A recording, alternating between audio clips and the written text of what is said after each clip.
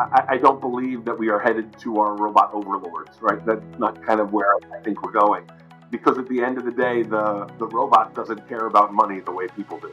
So at the end product of most businesses is financial success, and they're still going to make those decisions. Welcome to Data Science Dialogues, where industry titans unveil the transformative power of data, exploring cutting edge techniques, and go beyond the limits as we delve into the world of data science. Today, we have David Berger. David Berger is a seasoned analytics professional with 30 years of expertise in online marketing and analytics. Throughout his career, he has focused on applying technology to expand business. He excels in leading and transforming teams, driving better decision making through technology. So, let's hear from David. Let's dive into it. David, welcome to the show. Thanks for making the time. Sure. Thanks for having me, Soumya. I appreciate it. We will dive right into it. You started this journey in the domain of analytics around 30 years ago. What was your ambition at that time before you started in this particular domain? Sure. So I think we head in different directions, and I kind of got here by accident. So 30 years ago, graduated from college in a bad job market in the U.S. I knew I liked magazines at the time, and I'd been doing a newsletter in college that I liked. So I was looking for a way into the magazine and media business. So I found a job as a cost accountant that got me started at a large magazine company here in the U.S. And from there, I just sort of looked for where the opportunities were. It was, I'm in a small accounting group with 5 people. But there's a group that models the resubscription and renewal of subscriptions that has 35 people. Well, there's more opportunity over there. So I went over to that area. I got involved in the early days of the internet in 1996, and I said, well, I could do something here. And I got into those areas. But the way to prove everything was it was all done sort of in a bootstrap way. So I needed metrics and data and analytics to kind of get me funding. Hey, I want to do email. Well, if we do a test email and I can show that it'll be profitable, I can do more. So it was just a matter of sort of bootstrapping, trial and error, and moving around to different things that led me into an analytics space. Most of it tied to marketing, but these last few years have been more customer and institutional analytics, and everything sort of applies. It's just keeping your eyes open to different opportunities when they come up. It's bootstrapping, and then you arrived at where you are right now, and 30 years here you are. Awesome. I wanted to know is how does your day look like and what excites you the most in the current role in which you are right now?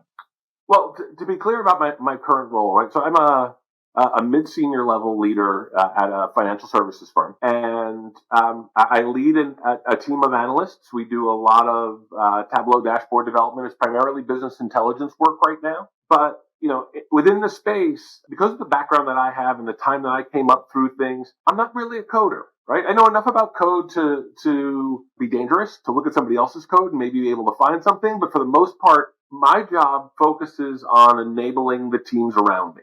Right? The next generation are better coders. They're passionate about it, but they don't necessarily understand how business works, and they don't know how to apply code to a problem.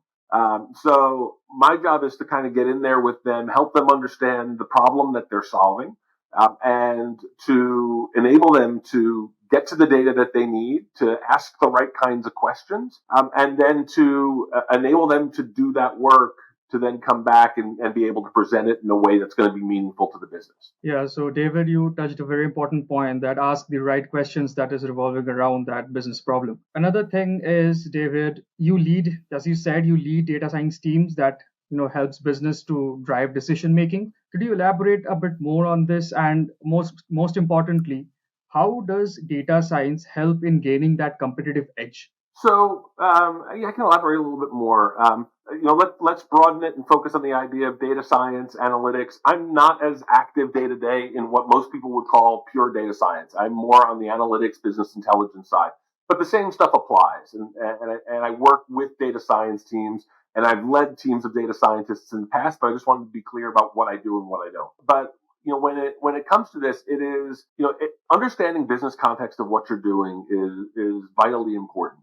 I can find people who are capable of doing the mechanics of data science work, who can do decision trees, who can do modeling, who can do all of that work. But often I find those people don't understand the business. And that's true both with people I work with in the US and people that I work with in India. But it's especially true with people in India because they don't really have a grasp on our financial system, right? Our financial system is different than yours. So the really have to build that business context, understand here's really what we're trying to solve for. Because the people who are capable of this work, if I tell them, I need a model that does this, they're capable of doing that. But what I really need is because these people are as intelligent as they are, I need them to be comfortable to ask the question that they think is going to make them look silly or make them seem ignorant or stupid. I need them to ask that question. I need them to bring me the ideas that we're not going to use, because the only way to get to the really good ideas is to throw out 10 ideas first and work our way through it. But often you have this client service model that says never be wrong in front of the client. But I don't need that. What I need are people who are willing to ask questions that could potentially make them look foolish, but in the end makes everybody smarter, right? We get past the stuff that I'm afraid to ask, and we get to the real nature of the problem. And that tends to be where we really get our best work, is when people feel free enough to be wrong, and that tends to be the focus on how we enable folks to do the best work, is to help educate them on what the problem is, because otherwise what we're really doing is we're working with what I know. I would rather, if I had a team of 10, I would rather the 11 of us are all working on the problem. But if the data scientists don't understand the problem, but just Mm-hmm. are fulfilling tickets, we don't get where we need to go. Got it, David. Amazing. So another point that I, fetched out of the internet a few days back is, digitalization will bring the fourth industrial revolution, and this data science and analytics will be a heart of it. What do you make out of this statement? I mean, I think data-driven decision making is important. It's still going to remain slower than it should be in terms of data being the driver, because companies and businesses and decisions are still made by people. There is still a matter of people. Not every executive leader is data-driven. Not they like to say they're data-driven, but they're not all data-driven. And I can't tell you the number of times that data is still utilized in the past tense, meaning we're going to do something and then you're going to use data to tell me how I was successful, rather than planning against the idea of this is what we want to do. What does success look like? How can we use data to identify what our success is going to look like, and then actually executing? Very often it still happens the other way around. We're going to go do a thing, that thing, we have consensus amongst a group of leaders that that's what we should do. And now I want to know how the data supports it. We have to get past that. We have to get past people who are unwilling to accept the value that sometimes the decision made by the computer will be a little bit of a black box, right? That in a multivariate equation, you're not always going to understand why the model has chosen A rather than B. But given that you are putting the right inputs into the model, you have to give it a little trust and leeway as well, that it has the potential to know better than you do. Got it, got it. So, David, what are the main challenges that organizations generally face when implementing a data-driven model or data-driven initiatives?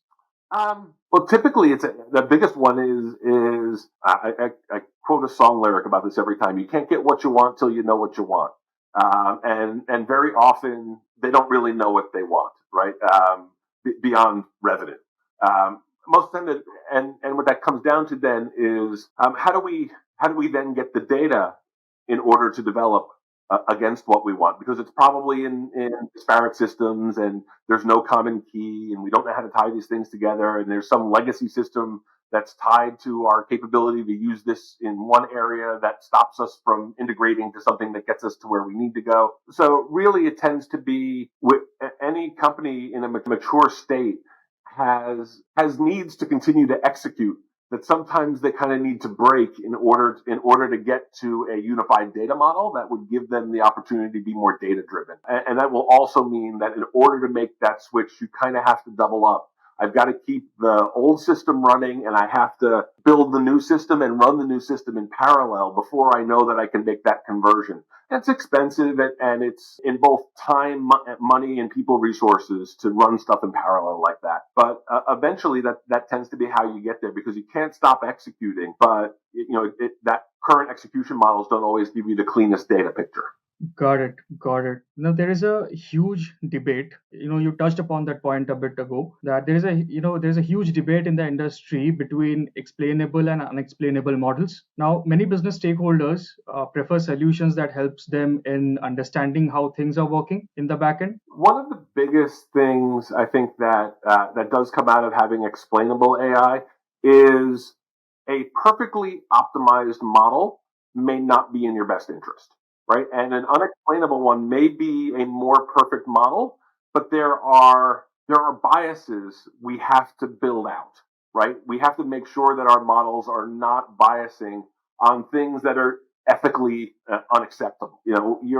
Your model may tell you that men are your target market instead of women in a product that either of them could use that men are more likely to purchase. Ethically, as a business, you don't want to exclude women in your model for that reason. The same thing for race or nationality or any of the other sort of protected classes that exist. You have to make sure if the model starts to manage things that you're not aware of its own biases, that's where it starts to get tricky because you can't. There are things we have to manage away from.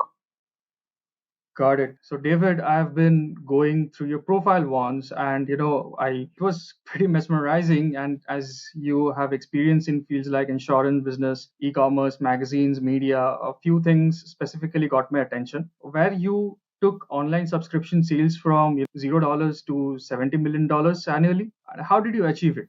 Uh, literally, I mean, 1996, nobody's really selling magazine subscriptions online. I worked for a large multi-title publisher, one of the biggest ones in the U.S. We had roughly 20 magazines that were for sale at the time, and they had websites, but they were pretty simple. And I had been doing some internet work on the side for a project my father had done. So I learned how to write web pages. We started out that first year, and there were a lot of constraints on what we were able to do. The first year, I sold about 8,000 magazine subscriptions, roughly $25 a piece. Not really much of a business, but that was what we were able to do the first year. There were other ways to sell magazine subscriptions that offered lower prices, but there was this existing fear about the internet and would it cannibalize business, and would it be profitable business in the same way that the other subscription methods that you might have, like if you were to send in a card that comes out of a magazine, there's always some loss, right? Anytime somebody says I want to subscribe to a magazine, there is this process of you send in the card and we're probably going to bill you later, and we might send you 2 or 3 issues before we get to that point. And if you decide not to pay, we've lost 2 or 3 issues and the mailing and all that, and that's a loss. I think the early days, the concern was internet orders would be worse. Instead of 10% of people not paying, that it might be 70% of people not paying, and we could lose a lot of money. When we found that wasn't true with the first group of 8,000 or so, then the reins were loosened up and we could go to lower prices, which helped us build more volume. And what we found was that people who ordered online were also more likely to pay up front because we had that facility to do that. And then would also try things, and we could cross-sell and upsell. Very quickly, we started to grow things. One of the things that I was really successful with was in the magazine space. I was one of the first people to do A/B testing. We were coding our subscription forms by hand. I was writing HTML in things like word processing programs and Notepad and early HTML editors, uploading them with FTP. I mean, really very basic generic stuff. And I didn't have a methodology for an A/B test. I worked with my internet service provider, who was charging me hundreds of dollars a month to host these pages, by the way, which is just sort of outrageous today. But he wrote me a short JavaScript. And what that script did was, instead of pointing to my HTML, I pointed them to these text files. And the text files had 2 lines in them. And the script determined whether to take the URL in the first line or the second line. If I wanted to do an ABCD test, I had the first one send it to 2 others, and that was how it worked. But that ability to test gave me rapid iteration, right? I could do that, and I could load those text files up by FTP. I didn't need a server admin. I could do everything by myself, and I could make two different subscription forms and test them against each other. And then I didn't need somebody at the website to change the link to the new form either, because I just gave them the A/B splitter, and then I controlled everything from the A/B splitter. So had sort of full access to do all of those things. And that made my forms more effective more fast, right? I didn't have to go 1 month and then the next month and worry about any biases and those sorts of A/B tests. Everything was live and actionable and random, and it worked great. I also had the good fortune of having great partners that, as I would find successes, I would go to the editors of the magazines and the editors of the website and bring them my data and say, here, we're doing these different things and I want to do this on your website. In some cases, we're talking about really big worldwide brands, Cosmopolitan, Good Housekeeping, Marie Claire. They're a little slow, right? They're going to be a little slow to adopt the internet and what's going on there. But I also worked with brands that skewed significantly younger and were a little bit more desperate. I worked with a brand called Cosmo Girl, which was like a startup magazine at the time aimed at girls, 13 to 15, as opposed to, say, the 17 and up that Cosmo shoots for. And they were desperate for subscriptions. And back then, again, this is 1997, 1998, pop-up ads were seen, gauche, something you don't do on a serious website, the kind of thing that sites that were poor reputation would do. But I was able to convince Cosmo Girl to give it a try. And when we did that, it was just an exit pop, right? So when they were leaving the website, they would get an exit pop-up to subscribe. And the first 2 months, we saw a 30% increase in subscriptions. So then I would take that one success and go to the other 19 magazines, and then they want pop-ups at the beginning, they want pop-ups at the end. All of a sudden, it was not a dirty word because it was revenue. A lot of times it is having ideas, being able to influence business partners to allow you to try those ideas, and then spreading the word of your success. And I want to put an add on here also, which is I also spread the word of my failures, right? Because what I don't want people to do is think everything is rosy and everything is going to work. What we want to say is this didn't work, so we quickly shifted to this other thing. Our ability to do that, be transparent with our business partners, really engenders trust and gave me the opportunity to do more with these brands than I ever thought somebody would allow me. And that's kind of how we got there in terms of building that business. So it was a matter of roughly 9 years of continually building out the business to go from 0 to 70 million. But it was like I needed to continually sort of build piece by piece to get us to that point. And I couldn't just bulldoze and start something from scratch. And remember, I'm selling $8 to $10 magazine subscriptions at a time here. So you have to be willing to build slowly and sustainably. And that's what we did. And I'm really proud of that.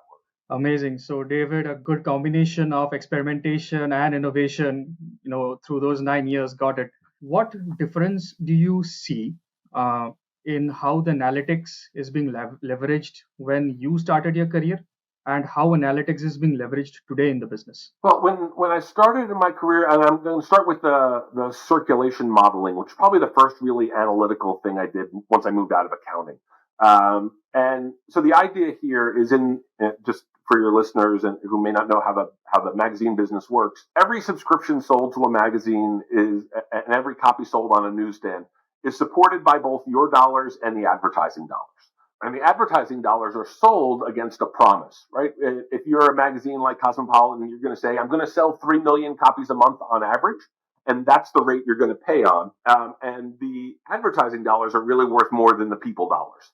So the trick to circulation modeling is to build a plan amongst all the sources of subscription that you can come up with, as well as your newsstand sales, to sell as close to that number without going under, right? I want to sell 3 million and one because if my goal is 3 million, because then every copy is supported by both people dollars and ad dollars. If I start to go above that, they're only supported by the people dollars. And if I'm selling it for $12 a year, meaning $1 an issue, it doesn't cover the cost of printing it, right? So I need those ad dollars to come with it. So with that basis, I would be working in all of these different sources where we would get people to subscribe. Whether it was direct mailing, sending postal mail to people's houses, the cards that fall out of magazines, utilizing third-party subscription agents to sell things, eventually the internet and all that. And we would model and then people who were already subscribing, would they renew or would they stop subscribing in order to build out a plan that was maybe 2 years out based on what we knew, plus the newsstand sales. As we're doing all that, when I started, most of it was done on green bar ledger paper, right? They were not really even heavy Excel users. I knew people. Who were utilizing. If we were utilizing Excel, it might have been Lotus 1-2-3, which was like the predecessor to Excel. If they were using that, I knew people in the space who were doing the math on an adding machine and then typing it into Lotus 1-2-3. Right. That's the level that we were at for a lot of people. And the value add that I brought was that I had a technical background. I'd had computers in my house. My dad was in the MIS world early on. I had been working with computers and VisiCalc and Lotus 1-2-3 from the time I was in third grade. So this is I was sort of a technical person in a non-technical world, even if I wasn't a coder. My goal was to automate things, right? How could we do stuff faster? I found ways to automate processes where we'd had people sitting there keying in numbers out of a book they would receive once a week in order to do the modeling work. And I would work to get downloads of that data and to create digital files for us to do that would speed things up so that it wouldn't take so long, or to earlier versions of Excel writing like Visual Basic processes to move data from one area to another data. Any of those things to kind of make things move along. Really, it's always the improvement of processes. I'm sure, I still talk to some people there. It's much more automated these days. And the modeling system that they used was custom built by a third party, and I'm sure that's been turned over 3 or 4 times. Something that is significantly more accurate and flexible. The subscription systems that I built, I know, have all been thrown away, and they've built new systems to replace those. My point in kind of raising all this is the technical components of doing any of these stuff all go from esoteric, where only a few people know how to do them, to finding ways to make them more accessible to people who are less technical, to being obsolete. And then eventually a new system comes in behind it and raises the level of capability. And again, the same thing happens. And when we do that, one of the things that I tell a lot of people who are in a data science space or in these fields is to understand that early in your career, your ability to master the technical nuts and bolts of doing something, that only lasts for a certain amount of time. I mean, you can continue to skill build, but you're going to be constantly skill building. It continues to let you do the same kind of work, and eventually AI is going to do it for you, or AI is going to do more of it.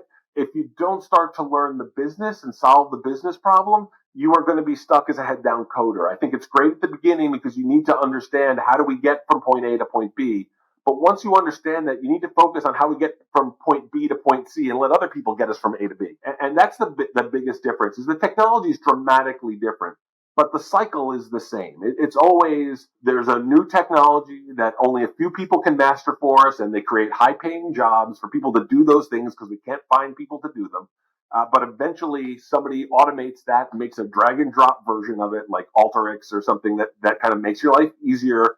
And then you don't need to pay people to quite do that same thing, right? And now AI is taking that next step of, I could be much more of a coder today between copying and pasting off of GitHub and writing something in ChatGPT will produce the same results that I used to need to hire a data scientist for 15 years ago. Got it. So skilling up constantly is the advice is coming up here. Well, Yeah. actually, no. Skilling up, especially early in a career, really important. But eventually, I think your goal, with the people that I've known have been in these spaces, your goal should be being the expert who knows how to solve a business problem through math and data, and then you can hire and direct other people to do that work. Right. Right. Otherwise, you never get past the point of being the guy who's head down. Got it. Got it. So, David, we will switch our gears a bit here. So, one of the biggest challenges companies face these days is formulating a right team. Now, you have been a part of a lot of teams, leading a lot of teams for the past many years. What things should be kept in mind before formulating a team? So there's a couple of things. Obviously, you want to make sure that if you're starting a team, you understand the scope of work you need them to do, so you know how many people you need. I think there always needs to be a focus on. I'm a slow growth person. I would rather hire too few people than too many and have to cut. Right? Because I'm much more focused on the people than I am the work. And I don't want to be in a position where I hire 15 people to solve a problem quickly, but I know that a year from now I only need 6. I think when you hire someone, you take on some responsibility that you are making a sea change in their life when somebody comes into a job. You're responsible for getting the work done for the company, but also taking care of people, right? So number one is I'm always kind of looking in a way where I can take care of people. Then the number one thing that I look for in people is curiosity. Right. Again, it sort of fills into that same thing as I don't want the person who I can hand a ticket to and I know that they can fulfill it. I want them to be curious about what we're doing and why we're doing it. If I identify those people, it's a much better work environment. I have told people in the past when I have interviewed for jobs that if you want to know what my primary skill is, it's that if you ask me a question, I will try to give you 3 answers. The one you asked me for, and 2 you didn't know enough to ask, right? And that's what I'm looking for in people is that I want them to be thinking, where does this go? What does it do? How do we take this to the next level? And you've got to be curious enough to be thinking about those different things. That is super important. And the other thing is it is important to have people that you like to work with. If I'm in an interview process and talking to that person is like pulling teeth, right? It's just difficult to get words out of them. It's difficult to engage them. I'm going to have to spend 8-10 hours a day with these people. I would like that experience to be pleasant. And so it's important to be able to communicate with people and to be comfortable enough to have conversations that that can head off topic from the data science piece, because we're just going to spend too much time together for it to be uncomfortable every time you have to engage.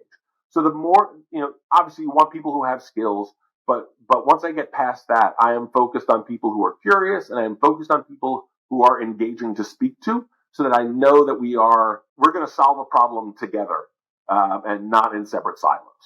Absolutely. So, David, leadership is a very crucial factor in the success or failure of any team. What do you think, leaders should keep in mind? Because, ups and downs are a part of the job, and how leaders should handle a failure. Failure is inevitable, and failure should be encouraged, right? I want people to, like I said at the beginning of the call, I want people to be wrong so that we can be right later. The object of any endeavor is, in an average work day or an average work year, I want 20 to 25% of my team's time to be spent on experimentation. I expect us to really dig down a rabbit hole and come up with a solution that we throw away. It should be built into your budget. I don't want 110% efficiency from my team. I need them to be thoughtful and creative and for it to be safe to be wrong. Otherwise, we end up with a very narrow scope. So I think leadership is important in that way, and I've really focused trying to create an environment of trust, right? That gives people the freedom to ask the silly question, to do the thing that we're never going to implement. When we come out of it, if we've done enough to learn something so that we don't repeat it, then it's successful. And it's why we have to celebrate both successes and failures. We've learned enough about this to know we don't want to do it. Let's go do the other thing. Got it, David. So, you being yourself a leader, you have worked with many leaders who have managed the data science and analytics teams. What are those things that makes them different from others, those leaders that you have worked with? The best leaders I work with are people first, right? Companies create a policy of cultures that's generally immaterial against the idea of culture is really established with the 30 to 50 people in your immediate sphere of influence. You create a culture together where I might, again, foster these collaborative approaches. If a different leader comes in and they're more of a Jira ticket oriented leader, it's going to be a very different culture, and both of them are probably acceptable, right? But the version that I think works best is trying to bring everybody along and doing things together. And even if, as a leader, you have a clear vision of where you want to go, your role is to bring everybody else to your vision rather than hammer them over the head with your vision, right? We want people to believe in it, not do it because they're told. Be humble enough that if somebody brings you something that makes your vision better, then it becomes our vision, and that's actually the better way to go. So, all of those things are important. And I've worked with all different kinds of teams. Ideally, if we have open and honest communication and we agree upon a vision together that we can all get behind and support, that's where the work is the best. And leaders who foster that, I think, are the strongest team leads. Today, we see a huge adoption of analytics in decision making, but we see that many big organizations, don't have the right infrastructure to capture the data, which is an integral part of it. How critical is this for an organization, and how it impacts the decision making? Well, like we talked about earlier, the fact of the matter is many companies are particularly mature companies that are later stage. They have been effective and profitable doing things the way that they've been doing them, and it's not necessarily aligned with the idea of capturing the best, cleanest data that's capable of being used. They can't just shut that down to make that pivot. They have to find ways to bring data into the systems that they have, and to find ways to bring their systems closer to the data. So in these cases, and they have to keep things running while they do it. So they have to really take the time to find, typically compartmentalize where you're going to make the change. Can I do something in this area with a vision towards a holistic view? But for now, I'm going to solve this problem before I try to solve the other one, and eventually integrate them together. Mainly, these companies have millions, if not billions of dollars of revenue flow occurring. They're not in bad shape. They could be better. And it takes both investment and transformation. And those are not easy. And I'd also say that there's a people problem attached there too, right? Which is that, again, people who've been successful doing things a certain way have to be bought into the changes that you're going to make in order to go through the pain, right? I can make this company $10 million the way I'm doing it today. How am I incented to double my stress and workload because I'm going to help transform this to something else? And that's something that, again, I think through leadership and time and investment, you can make those changes. But it is difficult because a lot of times transformation takes people out of an area that they're comfortable in and requires them to learn things that feel counterproductive until you get to the other side. And so really managing the people part of it still is vitally important. Got it, David. Now, as we look forward, as we are advancing in the field of AI every day, according to you, how decision making is going to be transformed in the future? I don't know that decision making is going to be changed all that much. I think execution is going to change dramatically first. That there's going to be a lot more handled by the machine, right? Than we have in the past.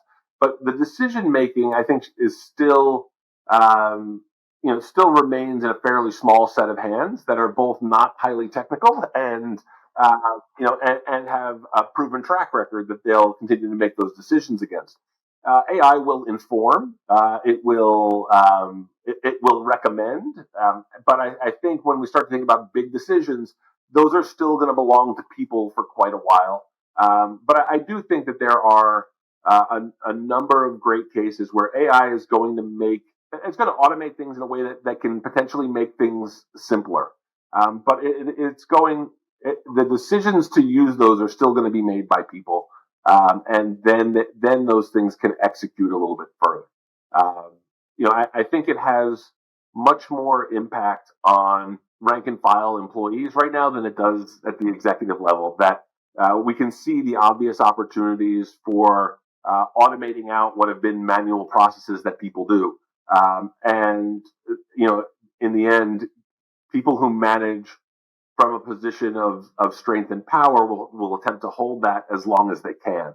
And I don't believe that we are headed to our robot overlords, right? That's not kind of where I think we're going. Because at the end of the day, the robot doesn't care about money the way people do. So at the end product of most business is financial success, and they're still going to make those decisions. Got it, got it. David, can you share one of the most challenging projects around data science and analytics that you have come across till date? I think the most challenging stuff has been really understanding brand-oriented marketing. Right, brand-oriented marketing is hard from a perspective of, and particularly in a digital space. We are so used to all the different things that you can measure about the way that we do brand marketing online or through a number of other channels. But at the end of the day, the results about your effectiveness of brand marketing are done through surveys more than anything else, right? It's brand marketing isn't effective because it gets clicked on. Brand marketing is effective because people improve their recall and their feeling about your brand, and it's typically measured with a survey. So when we reach the end or a milepost in a long brand campaign, very rarely do we know what worked. Right? Again, this is sort of the place where modeling tells you to do things a certain way, but you can't necessarily explain what the right answer is. I can't tell. What I typically want to be able to tell somebody is where they should put their next dollar, and I can't always do that because the model may just say this is the ratio you should split things, but there's very little from the actions that kind of tell us what happens. And I've also not found that the modeling we've done to date has been terribly effective at moving the brand sentiment needles, right? That for the it's incredibly difficult, I think, to get people to feel differently about a brand without just tremendous investment in order to make yourself more visible. For the most part, it doesn't seem like that's a question that I feel that we've comfortably solved in any way that I have spent a lot of time with. Got it, David. Last but not the least, I read an article a few days back that mentioned that at this age of generative AI, genuine human-made content will be sold at a higher premium as compared to those content that is generated by the generative AI. So, what's your take on that? So when it comes to content, I don't think AI is close yet, right? I look at one of the early examples when ChatGPT sort of exploded, where they were talking about the idea that BuzzFeed was going to replace a bunch of writers with, letting ChatGPT write an article, right? And so here's the problem there, right? Which is BuzzFeed's business is it takes a topic, and currently it has 10 people write an article about that topic, because if I have 10 different articles about that topic and Google sees them as different, then I gain authority and better search rankings in that topic because I have a plethora of content in that space. And now you go to ChatGPT and I can get 1,000 articles in 5 minutes on a topic and load all up and all to Google. What that really exposes, right? And none of them are really going to be all that good or add any original thought, right? They are going to be reworded versions of the same thing that don't add incremental value. And in the long run, what we have to do is create AI that identifies that this is not the way we should be evaluating search authority in the first place, right? That sheer volume does not make you an expert, right? This is the problem in most content in the world today, is that sheer volume tends to make you an expert. The more I see these financial gurus on TikTok and Instagram, the more people I know are buying their stupid course and losing their money, or the loud megaphone that a Logan Paul has ruined a lot of people's financial lives through crypto and NFTs. He was never an expert. He's a moron who does entertainment content, and that's not. What we have to do is get better about the algorithm that identifies true expertise, true original thought, and that needs to drive people to content. And that's where we're going to have to get better. Is we are still utilizing things that are a proxy for good things, and we need to get to good things, right? That the idea of a volume that I have on a topic makes me an expert is only a proxy for the idea that it makes me an expert. And original thought is still only going to be generated by people, And we can use ChatGPT to gather a lot of evidence along the lines of our thought, and it can support us. But at the end of the day, um, people's original thought it needs to be where the value proposition is. And right now, the payoff doesn't align, and that's where we have to get is the it should be that it, and I've used this before too. If you were a writer, and the only job that you could get was at BuzzFeed, and your job is to rewrite articles, you're the lowest form of writer you ever hope to be. You should welcome the idea, even in the short term, that if ChatGPT will write that article for me, BuzzFeed should be smart enough to utilize me to do something better, right? It's the whole point of machines, right? That in any time that we've ever had is that we bring in machines to do the stuff we shouldn't be doing so that we can go on and do something else. And I still think that's the case here. If you're a writer, you should welcome a chat GPT to write the drivel you shouldn't be writing so that you could actually do something of substance and value. Got it, got it. Very valuable thoughts, David. Thanks for making the time, David. I appreciate you coming to the pod, and you are our first guest for this pod. So, big thanks for about that. Great. Thank you for having me. Thank you.